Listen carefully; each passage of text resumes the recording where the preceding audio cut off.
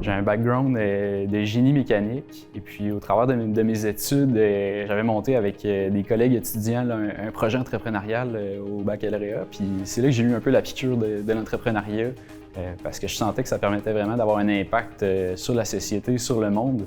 Et puis mon but au final, c'était vraiment de mettre le génie au service de l'environnement, donc de contribuer à trouver des solutions environnementales aux problèmes qu'on vit aujourd'hui avec des recherches académiques. De là est née un peu l'idée d'Encore Biomatériaux.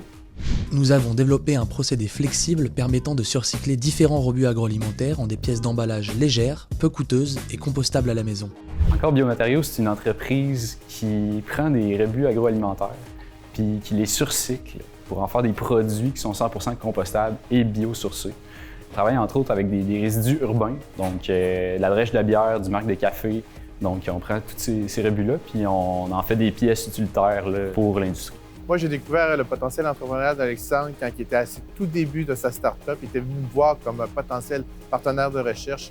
J'ai tout de suite vu dire, toi, là, tu aurais besoin d'avoir accès à mon réseau, parler à des experts pour qu'ils acquièrent des bonnes connaissances, plein de leçons apprises pour pouvoir rendre son entreprise beaucoup plus compétitive.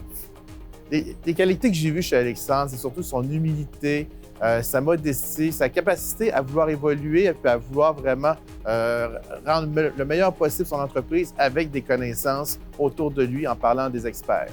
L'expérience de se lancer dans l'entrepreneuriat, ça m'a permis de grandir au plan personnel, au plan professionnel aussi, parce que finalement, ça te force à porter plusieurs chapeaux puis à faire des choses que tu n'aimerais pas nécessairement, comme parler devant une caméra, par exemple, ou aller toquer à des portes des clients.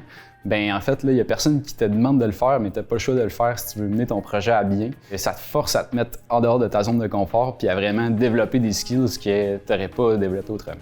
J'intègre l'entrepreneuriat aussi dans mes activités de recherche. La façon dont je fais ça, souvent, c'est que je parle bien entendu d'entrepreneuriat à mes étudiants. Je les amène dans un environnement plus entrepreneurial avec le Carrefour d'entrepreneuriat et d'innovation. Mais surtout, je leur propose d'utiliser mon laboratoire pour les aider à démarrer leur entreprise. Souvent, c'est difficile d'avoir accès à des ressources. Mais je dis, regardez, vous avez ces ressources-là, plus les ressources du Carrefour d'entrepreneuriat et d'innovation, vous avez tout pour commencer. Si j'avais un conseil à donner à un étudiant qui veut se lancer en entrepreneuriat, en fait, c'est vraiment de tout simplement se lancer. Il faut faire le saut dans le vide à un certain point.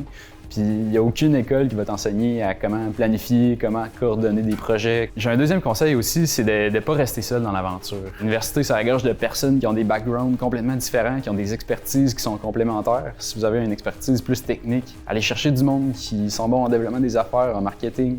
Puis il y a aussi plein de ressources à l'interne de l'université. Donc je pense que c'est un terrain de jeu qui est vraiment super pour explorer puis lancer votre projet.